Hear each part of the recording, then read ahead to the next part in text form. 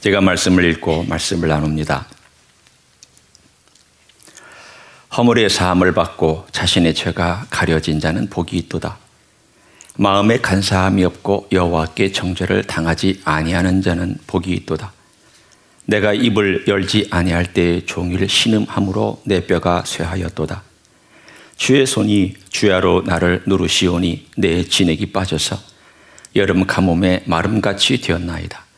내가 이르기를 내 허물을 여호와께 자복하리라 하고 주께 내 죄를 아뢰고 내 죄악을 숨기지 아니하였더니 곧 주께서 내 죄악을 사하셨나이다.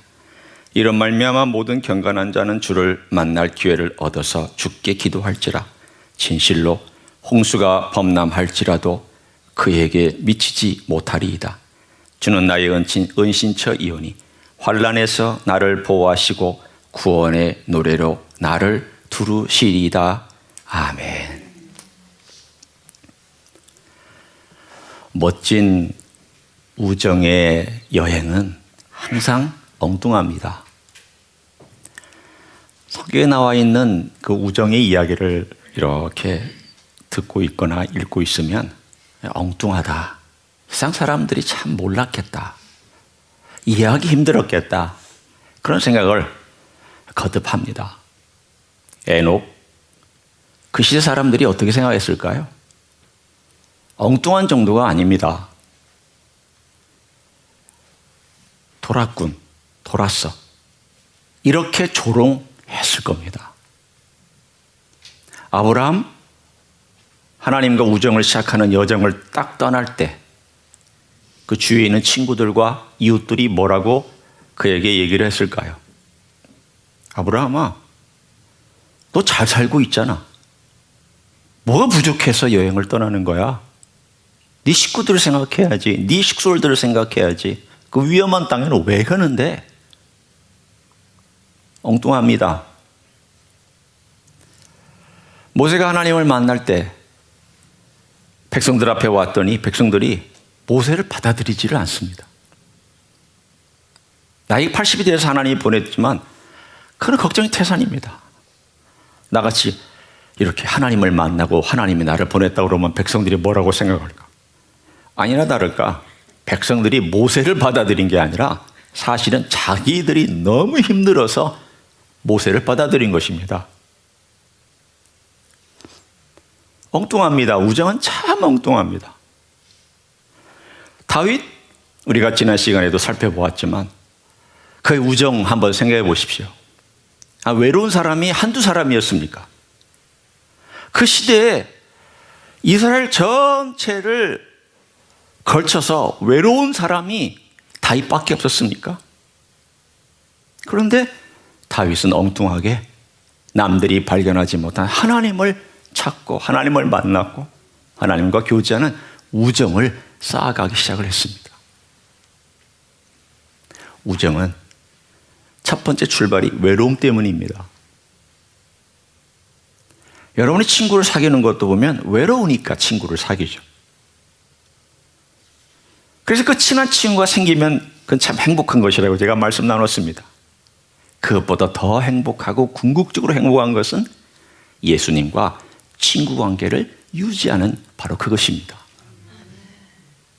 그런데 외로움 때문에 우리가 친구를 사귀고 외로움 때문에 다윗처럼 주님께 구하고 찾아와서 만나고 그래서 그 우정을 하나씩 하나씩 발전시켜 나가는데 그것으로 전부 우정이 끝나는 건 아닙니다.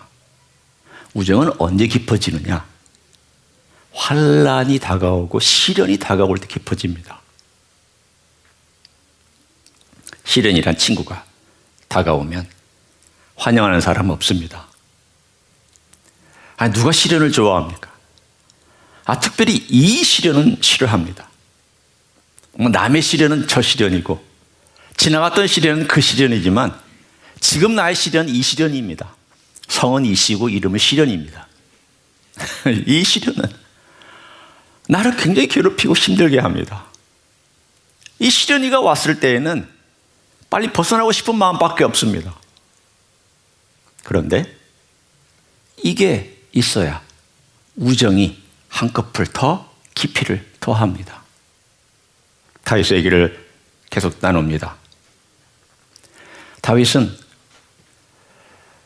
요즘으로 하는 BTS급 인기를 누렸습니다. 10대에 그것도. 여러분, 저는 BTS가 처음 유명해지고 미국 사람들이 알 때에도 BTS가 누구야? 그랬던 사람입니다. 외국 애들이 더 난리를 쳤고, 여기 미국뿐만 아니라 전 세계적인 그야말로 사람들이 난리를 쳤습니다. 저는 그래서 속으로 이런 생각을 했습니다. 젊은이들이 좋아하는 그런 BTS인가 보다. 웬걸 우리 집사람도 좋아했습니다. 옆에 봤더니 웬 50대, 60대, 70대도 BTS를 좋아하고 있습니다. 알고 봤더니 제 아내 또 아는 사람들도 BTS를 좋아하고 있습니다. 아마 이 중에도 BTS 좋아하시는 분 계실 겁니다. 저는 여전히 BTS가 사람들이 좋아하는 것에 의아하지만 그래도 대단하다는 생각을 합니다. 그 시대에 10대 때 BTS만큼의 인기를 누렸던 사람이 다윗입니다. 그래서 그에게 노래를 붙여줬습니다. 사울은 천천히요, 다윗은 만만이다. 그 얘기는 뭡니까? 당신은 우리의 인기 스타라는 뜻입니다. 당신은 그야말로 인싸 중에 핵 인싸라는 뜻입니다. 가장 유명하고 가장 존귀하고 가장 하나님께 인정받고 우리를 위해서 싸울 수 있는 용사 중에 용사 다윗. 근데 하나님은 참 무심하실 때가 있습니다. 그야말로 이렇게 잘 나가던 다윗을 뚝 꺾어서 낭떠러지로 떨어뜨리셨습니다. 너무 똑똑하고 너무 용맹스럽고 너무 잘 나간 게 사울에게는 눈의 가시거리가 됐습니다. 이 권력자의 가시거리가 된 것은 고난이 시작됐다는 뜻입니다. 그때부터 다윗은 19세에서 20세 정도부터 30세까지 대략 10년에서 한 11, 2년을 숱하게 도망다니는 삶을 살았습니다. 그 도망다니는 삶 가운데서 그가 늘 고백했던 거, 이 굴에서 저 굴로, 저 굴에서 저쪽 숲으로, 숲풀이 없어질 때에는 또 굴로, 굴에서 또 광야로, 광야에서 또 어느 도시로, 이렇게 계속해서 요즘으로 말하면 권력자의 가진 자의 횡포에 의해서 도망다니는 홈리스 피플이었습니다. 아무것도 없었습니다. 그에게 왔던 400명, 나중에는 600명으로 늘어난 이 주변에 있는 사람들은 다 불황자들입니다. 범법자들입니다. 도망 나온 사람들입니다. 사회에 적응하지 못한 사람들입니다. 등등 여러 종류의 사람들이 다 다윗이 지금 도망 다니고 있는데 그에게 가면 뭔가 소망이 있지 않을까, 그에게 가면 뭔가 할 수 있지 않을까 싶어서 다 도망 나온 그 무리들입니다. 여러분 같으면 그런 무리들을 이끌고 그들을 매일매일 먹여야 되는 책임이 있을 때 그 무리가 반가울까요? 여러분 어떻습니까? 400명 내지 600명이 이 사람들을 끌고 도망다니는 그 한 떼거리가 어디서부터 어떻게 도망다니는지 한번 상상해 보십시오. 저는 지금도 머릿속으로 생각할 때 다윗이 어떻게 살았을까? 매일 뭘 먹었을까? 아니 광야에 농사도 지킨 것도 없고 양떼를 지킨 것도 없고 어떻게 살았을까? 신기하기만 합니다. 상상 여러분 집에 가서 한번 생각해 보십시오. 아니 400명의 식솔들, 그것도 어떤 사람은 가정이 있어서 애들도 있고 부인도 있고 해서 남자만 400명이면은 그 다 합치면 1000명 정도 되는 사람들을 끌고 돌아다녔을 때 이게 될 법한 일인가? 그 모든 스트레스가 누구에게 있었느냐? 다윗에게 있었습니다. 다윗은 압박과 스트레스를 그때부터 계속 받았습니다. 사울은 압박이 있었을 때 하나님을 찾지 않았습니다. 스트레스가 있었을 때 하나님께 달려오지 않았습니다. 다윗은 스트레스와 압박이 있을 때 하나님께 달려와서 구했습니다.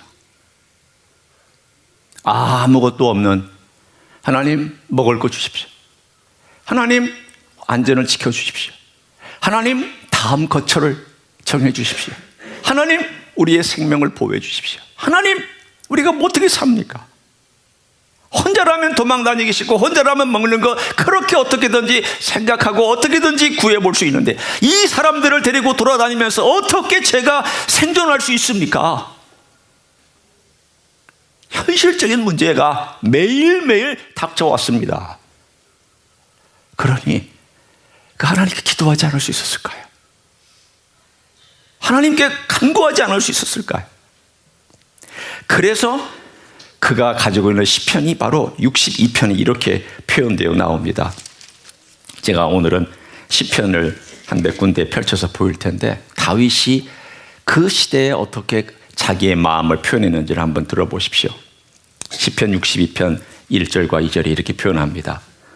나의 영혼이 잠잠히 하나님만 바라며 나의 구원이 그에게서 나오는도다.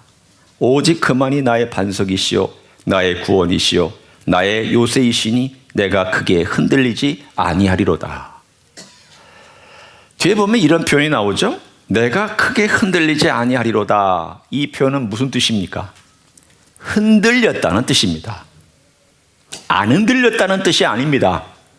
흔들렸지만 넘어질 정도로 크게 흔들리진 않았다는 겁니다. 왜? 그 앞에 있는 내용 때문이에요. 하나님만이 나의 반석이시니까. 내가 흔들리다가도 반석에 기대면 반석이 나를 받쳐줬고, 내가 도망가고 싶이 필요하면 그 반석에 있는 움푹한 곳에 들어가서 거기 숨었고, 적들이 어느 곳에 있는지 살펴보기 위해서 반석에 올라가면 그 반석 위에서 적들을 바라볼 수 있었고, 그 반석은 흔들리지 아니하게 굳건하게 거기 서서 내가 도망할 때나 내가 의지할 때나 내가 올라설 때 항상 거기 있었다라는 것을 그는 고백합니다. 무엇을 말하고 있습니까? 외로움 때문에는 주닿지만 갈급한 상황이 되었을 때 이 시련 가운데는 바위와 하나됨을 그는 고백하고 있습니다. 여호와는 나의 반석이시다. 이 말은 무슨 뜻이냐? 내가 여호와께 딱 달라붙어 있기를 원합니다라는 뜻입니다. 우정은 공유한 것이 많을 때 진실한 우정입니다. 달라붙어 있을 때 우정이 발전합니다. 그리고 나는 아무것도 없다는 걸 고백하며 거기에 기댈 때 우정이 발전합니다. 아무것도 가진 것이 없이 그야말로 벌거벗은 내 자신의 모습을 본 그때가 여러분에게는 언제가 있었는지 한번 묻고 싶습니다. 제가 여러분과 함께 나눴던 이야기지만 다시 생각나서 여러분과 함께 나누기 원합니다. 제가 색전술, 간의 암 때문에 색전술을 받아서 한국에 있을 때 이 얘기입니다. 세브란스 병원에 입원할 때마다 한편으로는 저는 안심합니다. 왜냐하면 이 색전술은 영구적인 치료가 아니라 암이 활동하지 못하도록 그 간에 있는 암덩어리에다가 화학약품을 쏟아놔서 암이 죽게 하거나 활동하지 못하도록 만드는 일종의 일시적인 치료 방법입니다. 월요일날 입원합니다. 그러면 거기에 그 병동에 있는 병실에 한 몇 명이 같이 비슷한 환경 때문에 입원한 사람들이 있습니다. 그러면서 통성명을 하죠. 몇 번 받으셨냐고. 그러면 거기에서 누가 대장이냐면 많이 받으신 분이 대장입니다. 별자리가 많은 사람이 대장입니다. 왜? 경험이 많으니까. 제가 처음 받으러 들어갔을 때 거기에서 무려 12번을 받은 분이 있었습니다. 아이고, 어떻게 받으셨어요? 그랬더니 그분은 그냥 담담하게 얘기를 합니다. 예, 뭐 활동하다가 또 암이 또 이렇게 수치가 높아지고 의사가 들어오십시오. 그러면 저는 또 들어가서 또 받고 그리고 퇴원했다가 또 활동하고 뭐 보통 한 8개월에서 어떨 때는 좀 잠잠하면 한 1년 정도 기간에 저는 그렇게 계속 들락날락 거렸다고. 그분이 너무 존경스러웠습니다. 나는 그때까지 살아있을 수 있을까?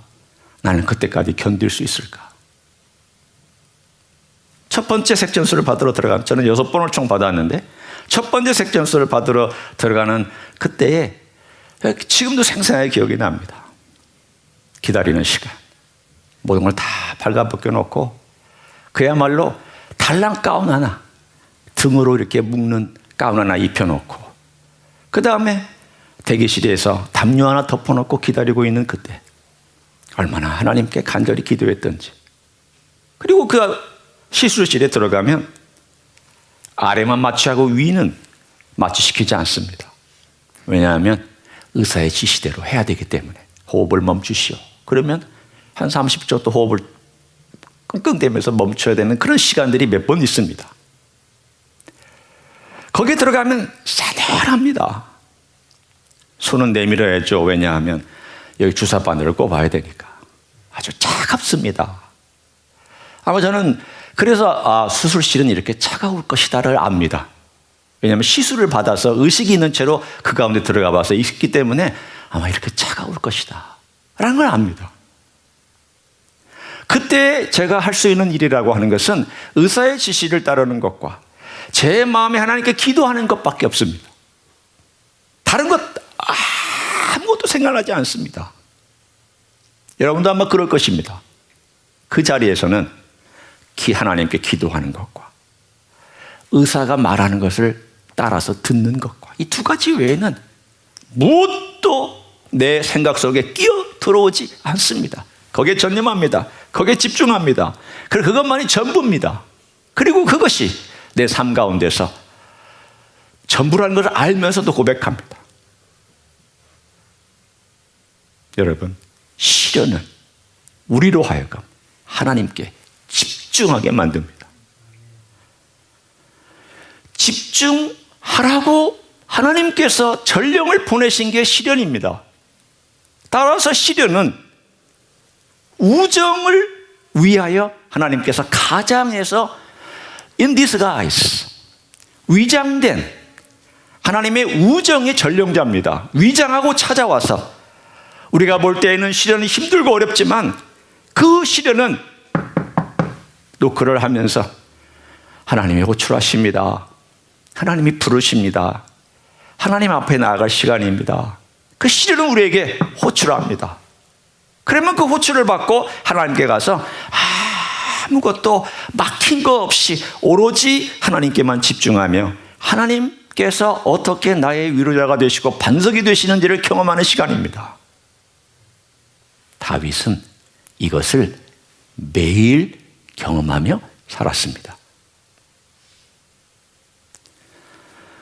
그럴 수밖에요. 매일 먹을 게 없었으니까. 매일 도망 다녀야 됐으니까. 매일 식술들을 데리고 그가 생존해야 했으니까.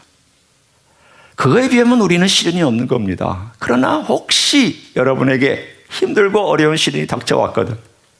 내가 정말 어렵거든. 하나님께서 호출하셔서 하나님께 집중하라고, 우리 주님께 집중하라고 부르신 시간인가 보다라고 정확하게 그렇게만 생각하시면 틀림없습니다. 다윗이 고백한 것처럼 그만이 오늘 여기서 2번이나 나와 있습니다. 62편 1절에 나의 영혼의 잠잠이 하나님만 바라며 나의 구원이 그에게서 나오는도다. 2절에도 오직 그만이, 오직 주님만이 나의 반석이시다. 이걸 알면 우정이 깊어집니다. 그런데 여기서 머물지 말고 더 나아가기를 저는 오늘 말씀과 함께 나누고 싶습니다. 우정의 사말은 외로움으로부터 옵니다. 또 나머지 사말은 시련으로부터 옵니다. 그런데 정말 나머지 사할 10가지 중에 정말 나머지 사할은 어디서 오는 걸까요? 그것은 죄에서 옵니다. 아마 여러분은 이상하게 생각하실 거예요. 아니, 어떻게 우정이 죄에서 옵니까? 그 말이 되는 겁니까? 그게 어떻게 이해할 수 있는 겁니까? 제가 루터의 한마디 말을 인용해서 여러분에게 들려드립니다. 루터가 이런 말을 했습니다. 주님과 나누는 교제의 기반은 거룩함이 아니라 죄이다. 제가 다시 읽습니다. 주님과 나누는 교제의 기반은 거룩함이 아니라 죄이다. 바꿔 얘기하면 주님과 나누는 우정의 기반은 거룩함이 아니라 죄다. 그 뜻입니다. 참 통찰력이 있는 표현입니다. 정말 이분이 종교개혁을 할 만한 분이었구나라는 것을 느끼게 해주는 표현입니다. 무슨 뜻일까요? 죄가 전제되지 아니한 용서는 없습니다. 또한 용서가 전제되지 아니한 은혜는 없습니다. 은혜가 전제되지 아니한 우정이란 없습니다. 자, 거꾸로 얘기합니다. 우정이 존재하려면 은혜가 있어야 되고, 은혜가 존재하려면 용서가 있어야 되고, 용서가 존재하려면 죄가 있어야 됩니다.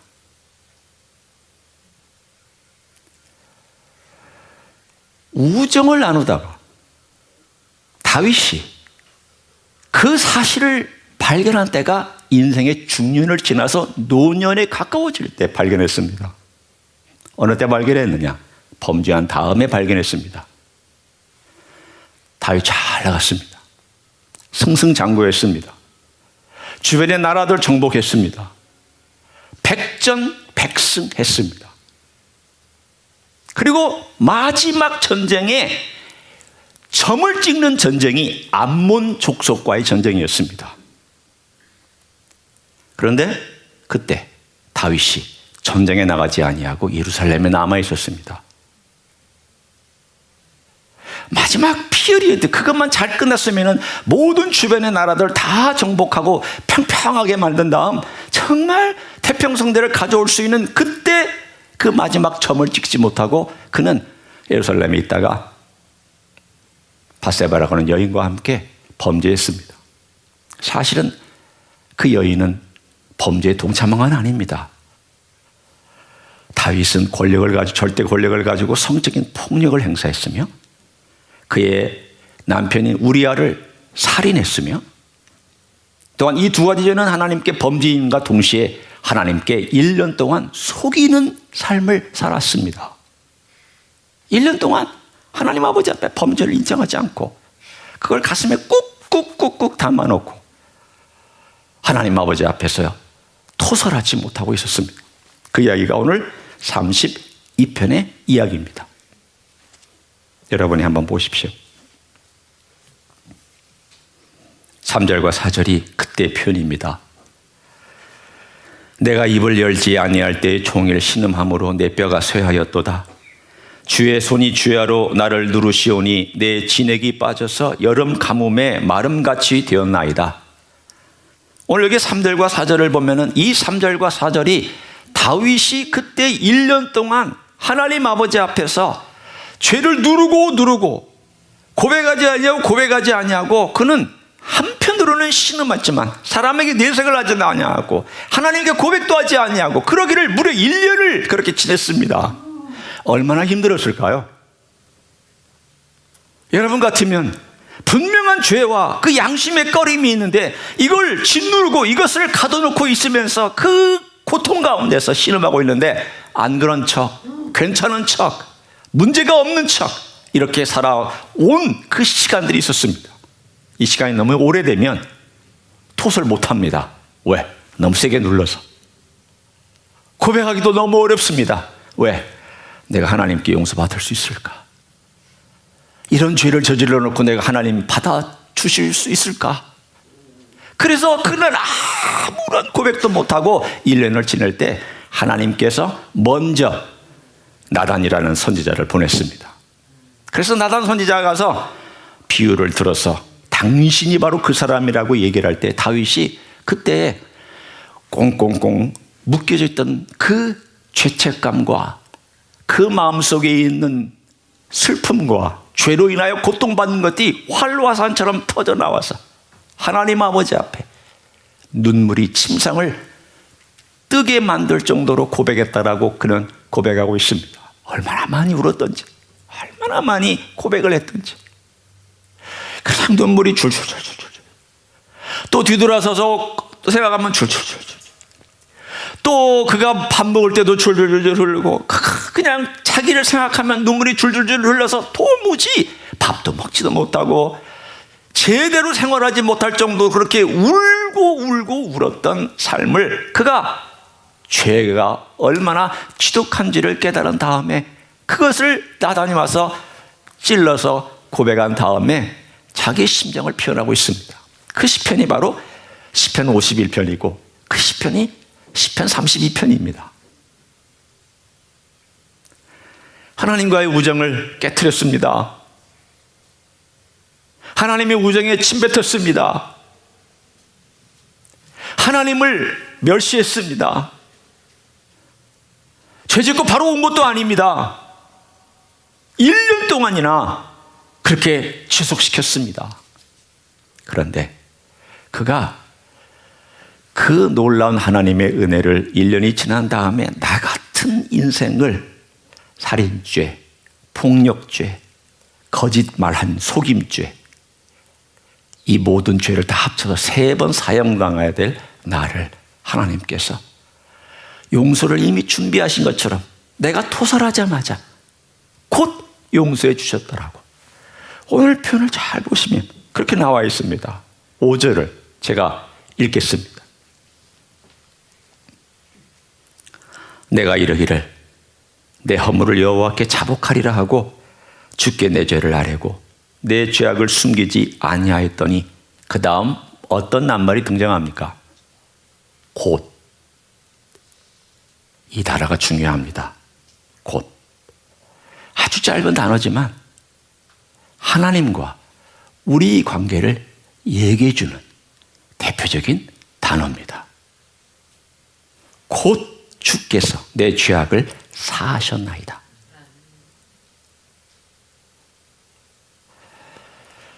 우리 하나님, 우리 주님, 용서할 마음으로 늘 기다리고 있습니다. 아니, 이미 십자가에서 용서해 주셨고 그 용서는 오기만 하면 또 용서로 다가갈 것입니다. 우리는 우정을 깨트릴 때 많습니다.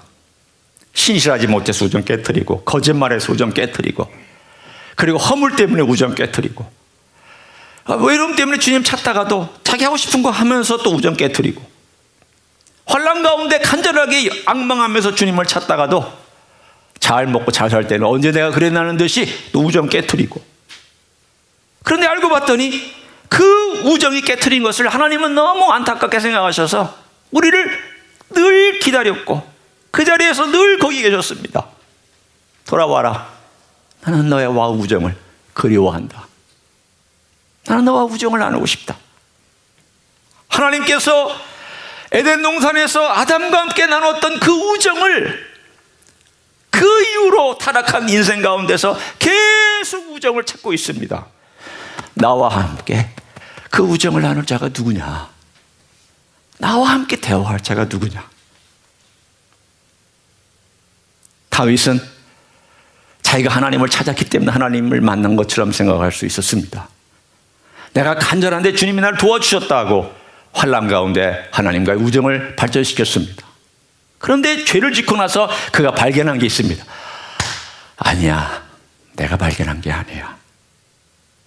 내가 찾은 게 아니야. 하나님이 나를 늘 찾고 계셨고 하나님은 늘 거기 범죄한 자리에서도 기다리고 계셨지. 내 죄 때문에 주님의 용서가 필요하다는 것을 나는 고백해. 이 용서는 늘 은혜로 나에게 다가와. 그리고 이 은혜 위에 우정이라는 탑을 내가 쌓아가야지. 여러분, 우정의 심층의 가장 깊은 곳에는 내가 주인이며 하나님의 용서가 자리 잡고 있습니다. 이걸 깨달으면 그 우정이 멋져지기 시작합니다. 이 심층의 깊이를 깨달으면 우리 하나님 아버지 앞에, 우리 주님 앞에 내가 어떻게 주님과 우정을 나눌 수 있을까가 신기하고 신비하고 놀랍기만 합니다. 크리스천 생활이 즐겁고 환희가 있고 풍성함이 있습니다. 크리스천이티는 기독교는 의무 아닙니다. 종교적으로 제사를 드리고 열심히 예배 드리는 것, 그 의무적으로 하는 건 아닙니다. 그거 아닙니다. 정말 주님께서 우정을 찾기를 원하시는데 내가 어느 날 봤더니 저 깊숙한 죄 때문에 우정을 발견할 수도 가질 수도 없는 자에게 주님께서 위로부터 우정을 부어주신다는 것을 내가 깨달은 순간부터 진짜 멋있는 우정은 발전하기 시작합니다. 다윗이 진짜 우정을 제가 생각할 때는 발견한 것은 범죄한 이유입니다. 범죄한 이후에 용서받고 하나님의 은혜가 뭔지를 그 깊이까지 경험한 그 경험이 로마서가 있게 했고 바울로 하여금 이신칭이라고 하는 믿음으로 의롭게 된다라고 하는 하나님께서 이미 은혜를 주시기로 작정했고 그걸 믿음으로 받아들인 사람이 의롭게 된다라고 하는 이신칭의의 놀라운 교리를 만들어내겠다는 발견하게 했고 그것이 바로 다윗의 경험으로부터 바탕으로 나온 것임을 우리는 알고 있습니다. 사랑하는 성도 여러분, 제가 말씀을 정리합니다. 우리는 외로움 때문에 주님과의 우정을 찾습니다. 도와달라고, 주님 외롭다고, 친구가 되어달라고. 괜찮습니다. 지금도 우리는 외롭기 때문에 주님을 찾아야 되고 찾을 수 있습니다. 환난이 있습니다. 환난 때 주님 내게 반석되어 달라고. 나는 흔들리지만 주님이 흔들리지 아니하니까 주님 내게 반석되어 달라고 주님께 붙어 있고 의지합니다. 사말입니다. 그러나 가장 깊숙한 내면에 있는 그 우정의 깊이는 무엇으로 우리가 경험하냐면 죄 때문에 우리가 그걸 발견합니다. 아, 내가 죄인이구나. 죄인이 어떻게 하나님과 우정을 나눌 수 있단 말인가? 아니 어떻게 창조주와 피조물이 우정을 나눈다는 말인가? 엉뚱하잖아요. 말이 안 되잖아요. 아니 격이 좀 맞아야지. 레벨이 맞아야지 이게 우정이죠. 레벨이 안 맞는데 하나님께서는 내가 너 친구다. 이게 우정이라고 말씀해 주시니 도대체 이걸 어떻게 내가 감당을 하냐 말이에요. 나는 죄인이고 하나님은 거룩하신 하나님이시고 나는 죄된 인생이고 우리 주님은 거룩하신 주님이신데 어떻게 주님과 내가 친구라고 얘기할 수 있냔 말이에요. 말도 안 되는 이야기죠. 엉뚱한 이야기죠. 그런데 성경은 이런 엉뚱한 이야기로 가득 차 있습니다. 감사하게도 위로부터의 우정, 위로부터의 영성이 그걸 가능하게 합니다. 영성도 우정도 아래로부터 올라가지 않습니다.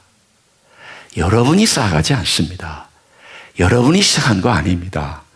여러분이 그걸 알고 찾은 거 아닙니다. 죄송하지만 여러분이 찾게 된 것도 하나님께서 그 마음을 주셨고 그런 상황에 불러주셨고 알고 봤더니 내가 아니구나. 주님이 은혜를 베푸신 거구나. 주님이 용서해 주시려는 것이었구나. 나 같은 죄인을 주님께서 받으신 것이구나라고 하는 것을 그걸 뼈저리게 느끼는 순간부터 우리는 어떻게 표현하냐면 주님 고맙습니다.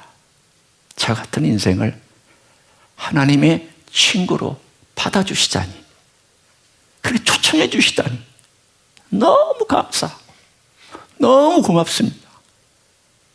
제가 몸둘 바를 모르겠습니다. 이게 우정의 가장 깊은 내면에 쌓여져 있는 세 번째 중요한 내용입니다.